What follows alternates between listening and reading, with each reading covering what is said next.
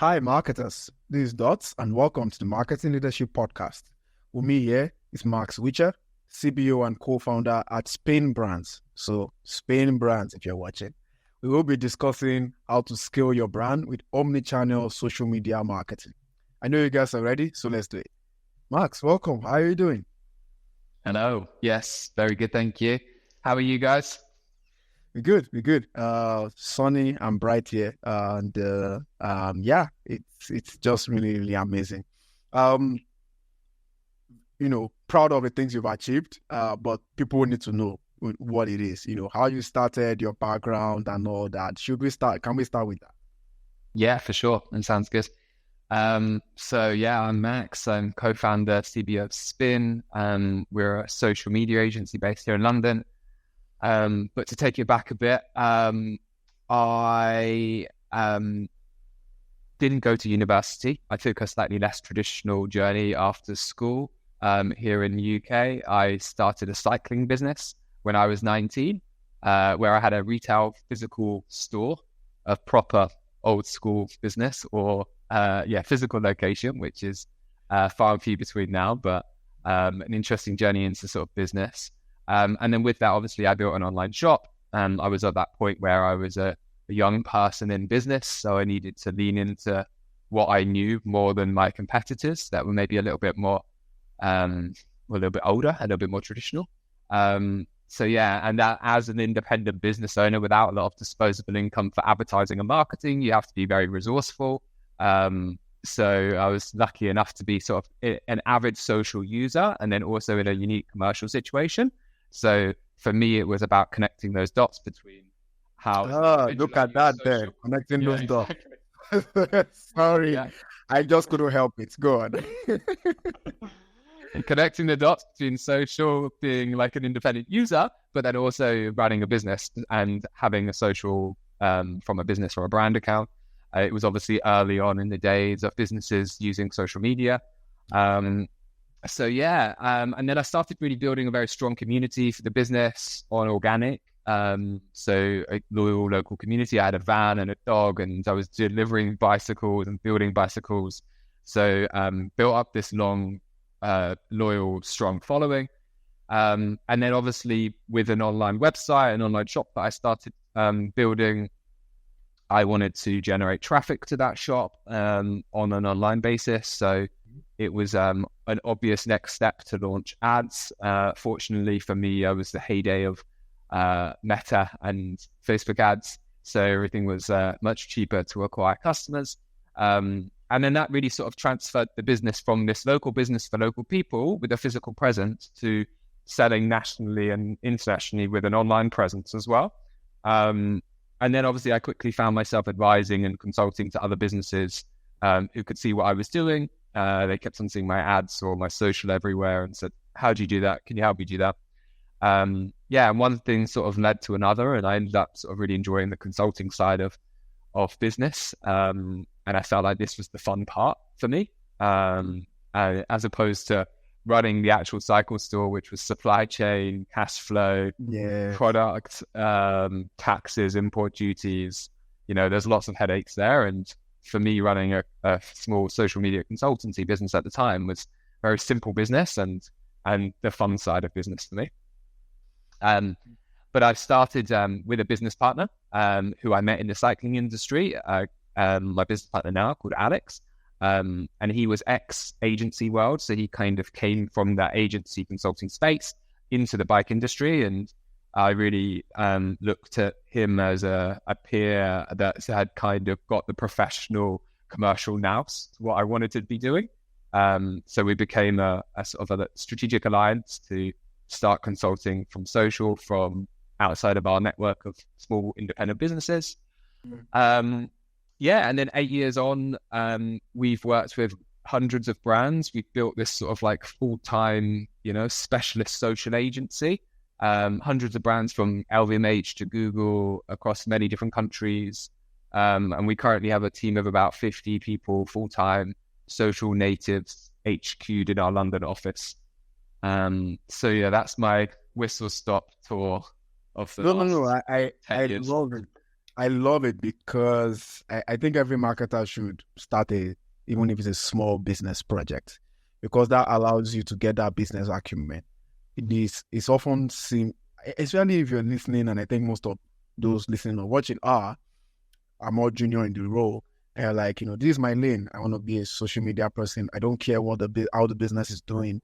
But if you're able to, if you've sold popcorn like I did back in college, and you know how businesses are and why, even if you're a marketer, you should have some level of business acumen, or at least care about revenue, care about customer acquisition, and some of those other things. Of course, this is not the episode for that, but if you've been a loyal subscriber or follower, you know that I rant about this every now and then. You have to be a good marketer. You need to function well within the commercial team. And Max even mentioned the word commercial as well. So you're just a perfect example of what a good marketer should be like. What you're also a perfect example of, Max, is this word social native that you mentioned there. And looking at the topic here, omnichannel social media marketing, may I also add strategy, because I love strategy. How important it is to be a social native as a marketer when trying to drive success on this, it's no longer a new world, but ever changing world of social. Yeah, I think it's a good question. I think obviously there are many people that don't have the choice. They were born in a different era, and it doesn't mean that they're not a good marketer and are not a good social media marketer. However, I do think it does give you a very competitive advantage if you are born in the world of social. So for me, being socially native is another way of saying, like, you're intrinsically immersed into the social media landscape. And by virtue of my age and age of a lot of our employees at Spin, it means that we've immediately got this competitive advantage, because this is kind of like all we know. We live it and breathe it. If the average age across our company is sort of mid-20s, everyone knows social as well as they do picking up a pen and writing on a notebook, so it's really, really built into the culture and everything we do. Mm-hmm. And then I think that coupled with a very entrepreneurial and, like you said, commercial energy that we're able to bring means that we can really leverage brands and help them really unleash potential on social. So I think it's a balance. Like, you need to be very immersed into the social landscape, but you also need to be able to step back sometimes and understand how everything plays. And like you mentioned, the commercial omni-channel strategy, you've got to be careful you don't get too siloed into your little wheelhouse and sort of think the world revolves around you. It's still one piece of the puzzle, not the entire puzzle. So yeah, it's an interesting one. Yeah, absolutely. And let's even say, you pass that stage, right? And you are now looking to, say, go to market, right? You want to get your brand from small to big, you want to go from bigger to biggest, which is what you do. How strategic should we be when we are trying to create what some people might call content to market fit on social media? I know this goes beyond, every post should be different. I want to go very high level here as to how do you think, from your own experience, and you can answer this question from the mistakes that people make when they are using social as a leverage for brand growth.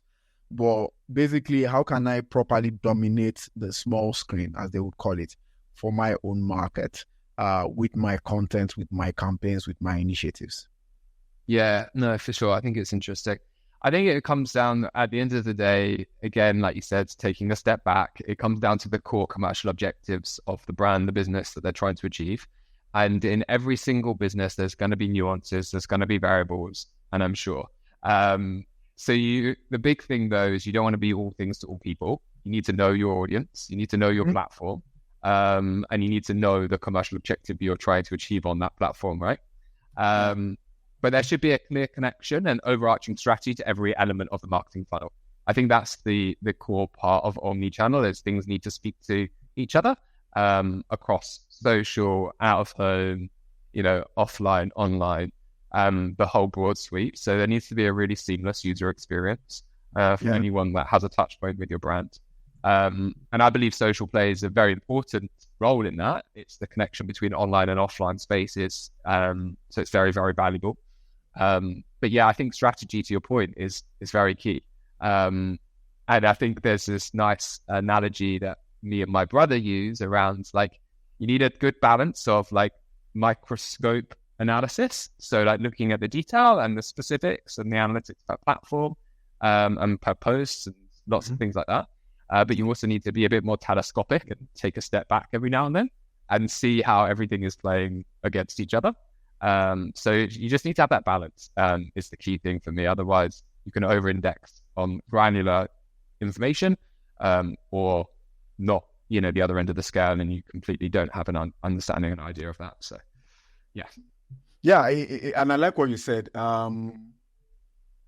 There are brands that are successful in a particular social media channel, and because of that, they're not willing to test anything else. And I get it. You're making profits, you want to stay there. But I guess, creating some sort of, people call it marketing laboratory now, to test other channels to see why that might work better, or that may even be as an equal fit or a better fit to the existing channels that you have. But that's on the flip side. The other flip side is what you just said in terms of just, let's be everywhere. When I was in the brand side, they used to call it the big bang. Just be everywhere and see how it goes. It's social. We'll see how it goes. We'll see what sticks. Sometimes that's not the case. There are tools like, it's not sponsored by them, tools but like Spactoro that helps you to be able to find product market fit based on channel. And then you can find your balance around there. And then with the way you deploy your resources and things like that, you can find your balance around there as well. So just wanted to, make some additions to that. Now, from an implementation perspective, I had a question that came to my mind. I may be wrong about this. I think it still happens. So you're leveraging social media for offline marketing or in physical spaces. What are some of the ideas that you think have worked best these days? Online, you might see some out-of-home 3D, 2D advertising on a building. Somebody snaps that, puts that online. Not just the physical one going viral, the social media post of the capture going viral. Probably the most popular one in the US is the NASDAQ billboard. People take a video of that. The NASDAQ billboard goes viral. The social media post goes viral. But that's just one out of many ways that people would use social media, events and so on and so forth. What has worked in your space? Now that everybody can, get back to work, life is back to normal, how can we leverage the power of traditional media and use social media to sort of enhance that to boost our brands? And this could be a small business for all I care. It's not an enterprise thing. Yeah, I've got two examples. One is very similar to what you said, but I think the key thing is it's a very noisy space out there now. It's probably the lowest barrier to entry ever for new businesses to be created and have a very online presence. And I think it really means that for brands to have extra sort of substance and brand salience and affinity with consumers, having a physical offline presence is also really important, because it shows that, they're here, they're around. There's a trust and a credibility that gets built with that relationship with the consumer.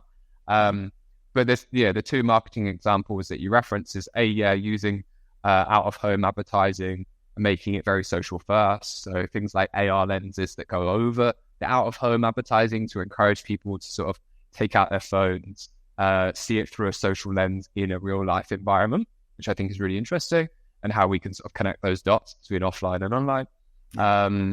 And then the other one is experiences in physical stores. So pop-up shops are really popular in London at the moment, especially for new brands that want to sort of dip their toe in the water of physical presence without having to commit to like long rents and rates and the costs associated. And a big part of that is parties and behind the scenes and maybe new product launches in store. So sort of driving that online traffic to in-store locations and vice versa, I think is really valuable. We do a lot of behind the scenes creative content for brand collabs. And yeah, that's the sort of probably the third point is those unlikely brands that are starting to collaborate with each other now. So you might have a brand that's, perfectly aligned in terms of values and consumer, and they have a physical location and you don't have a physical location. So that's a great opportunity. Coca-Cola and McDonald's, for example. Yeah. Yeah. Or one that doesn't have a physical location, one that does. It's a great example of brands leveraging each other's audiences to sort of widen the awareness. I like that last one. You don't get to do much of that or many of that, but for those that you do, they hit it, they work well.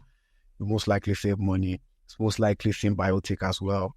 And I think even in direct-to-consumer marketing, people should leverage as much partnerships as possible. I think partnerships is more popular on the B2B side, where even competitors are working with each other, which is beautiful to see. But yeah, I think, being able to partner and benefit from each other from that point of view, whether as a one-time thing or as an ongoing thing, like in the case of Coke and there are many of them as well, but I think the Coke McDonald's one is probably one of the most popular. It's something that we marketers can really look at, and then use social media as a means to propagate all that experience. Let people from the online world participate with what is going on in the physical side and vice versa as well, through some of these initiatives. Pop up, for sure. That really works too. Unfortunately, Canada freezes, especially where I am from, half of the year. So all you've got is 6 months if you want to do any outdoor pop-up event or things like that. But some really, really great ideas that I'm just learning from. I have one more question for you, Max, but just wanted to beg my viewers and listeners to please share this episode.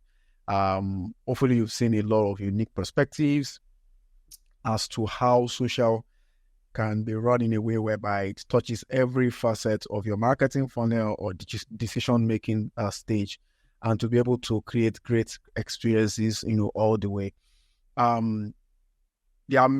People are upskilling at this point. So if you listen to this, someone that loves it, please just share with the person. And that helps us out as well, because it's putting a lot of work into developing these episodes. Aside from the attempted fun and jokes too, but other than that, hopefully it's a lot. It's giving you a lot of value from an education perspective. So we're going to go on a quick break, and then we'll come back for the Dust Rapid Fire. It's a very hot one. That's why I paused, but I'm sure Max will be fine. Stay tuned, guys. They're saving the best question for the last.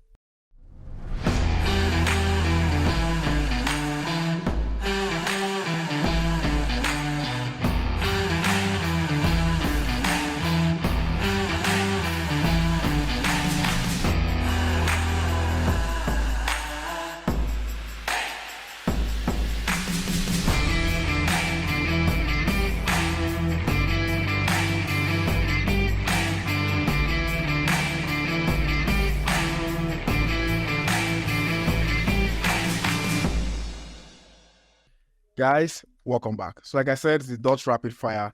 Max is going to be a witness in the marketing court of law, where he's going to answer 3 questions and say the truth and nothing but the truth. Are you ready, sir? Yes. Okay. What is your favorite marketing metric apart from sales or revenue? That's the first question. It's a good question. For me, it's contribution margin, because it gets quite specific around the cost of acquisition, basically. So contribution margin is like a cost accounting calculation that you basically measure the profitability of a product or the revenue that is left after covered fixed costs on a specific product. So you can just get really clear on like a profitability customer acquisition journey, basically. So it's great for scalability. It's good to have a business acumen.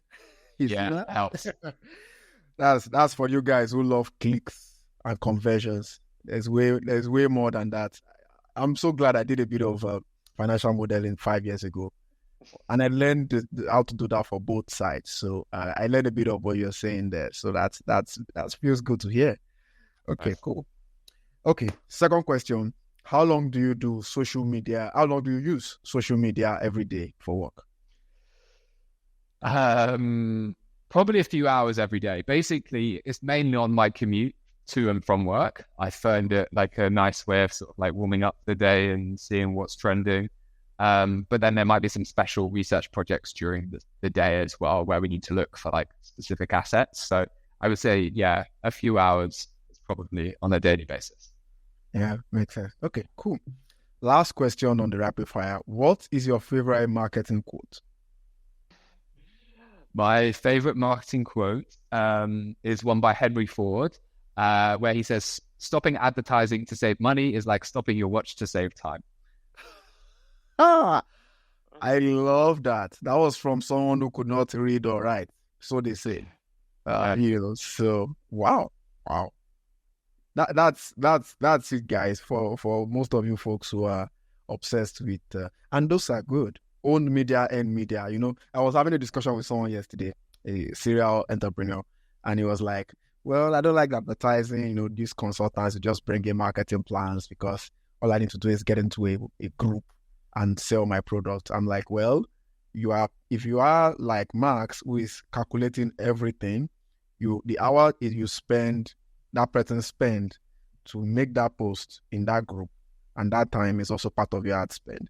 The amount of time it takes to write an article, the SDR that is needed, all that stuff that we don't count, and we are all attacking PPC, is still all marketing expenses. So, thanks for sharing that. Okay, so last question. I found something interesting. I used to use it back in the day, especially on the client side. It was much more affordable, even though it was expensive then. But now it's getting cheaper for more people to use, and that's social listening.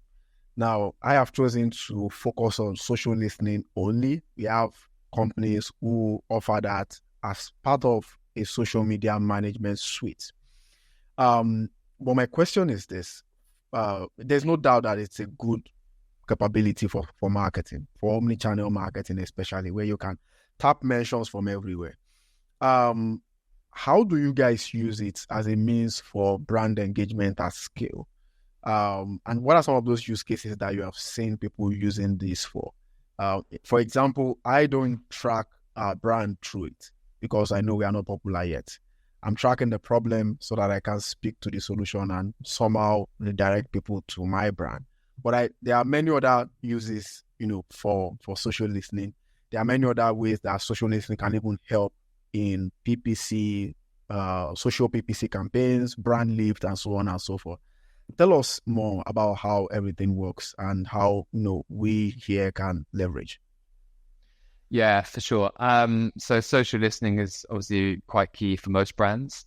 I would say there is a point in which you need to be generating enough data for it to be quite effective. So it's more popular for larger brands that have lots of mentions on a daily basis, especially if you're doing like brand sentiment. But yeah, so you need to have that large enough data pool to pull from. But then monitoring like brand sentiment across different age groups and platforms is a very useful like key indicator of success towards your marketing strategy. So it's a good thing for us to have internally. We integrate it into all of our like business as usual reporting. I think it's really useful to have as like you said, brand uplifts, positive sentiment, especially as like an increasing amount of brands are very educated in the power of top of funnel awareness, especially over the last few years. We've had that swing and really future proofing their brands on a slightly more generational lens, which I think is great. So therefore, using things like we use Pulsar internally. There's lots of social listening tools out there, but a nice integrated way to really understand exactly the sentiment of users around your brand, around other brands. It's good for competitor analysis as well. So it's a really nice overarching key health indicator, I think, towards your marketing strategy in the brand. Yeah, I like the angle you answered this from. So it's a good way to gather as much insights as possible. I guess it's obvious to say if you need to participate or partake, you can work with customer experience to do things like that. But you adding this angle of it's even a very good way to measure not just the pulse of your brand, but the pulse of the market. I think it's something that is important for folks to look at, as well, and see, especially those who not just go into market, but are on some sort of phase B or phase C of their brand growth. Yeah, I think having to conduct those kind of exercises and just continually gathering that data is really, really important. I just saw that it's something that is very interesting. On the agency side of small business, many people don't do it. I would advocate that they should, because what we do when we use, and the tool we use is called Awario. I actually reviewed like 10 tools, tried it for like a week. I landed on Awario.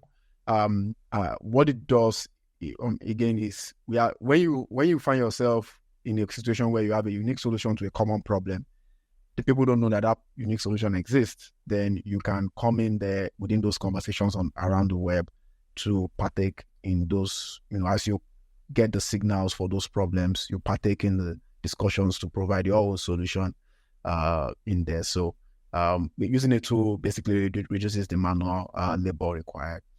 Okay.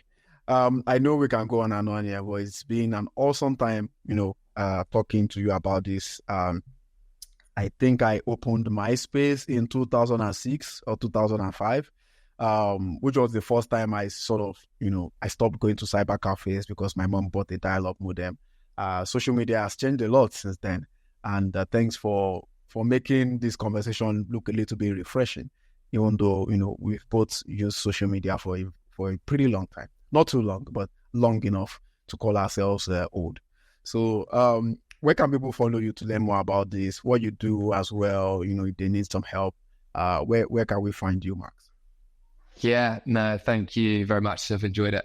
I would probably say I'm most active on LinkedIn. I'm sure we can add a link to here, but I'm just Max Richer on LinkedIn. And then my social agency is called Spin. We are on the spinbrands.com, and you can check us out on obviously LinkedIn, and definitely follow us on TikTok and Instagram as well. We show very much a behind the curtains approach to what it's like as a social agency. So it's very raw, vulnerable, and pretty self-deprecating. Yeah, I know. Guys, this is where we are with this episode. It's been fun. If you want to see more, just go to my website, .lovesmarketing.com. So that's .lovesmarketing.com. You can also subscribe to the Marketing Leadership Podcast on Apple, Spotify, and YouTube. I would like to thank Descree, Content Allies, and Listen Network for their support. Till next time, guys, connect the dots. Thank you for listening to the Marketing Leadership Podcast, brought to you by Dots Loves Marketing. There will be links to any resources mentioned in today's show notes. If you enjoyed this episode, please leave a 5-star review and be sure to subscribe so you never miss an episode.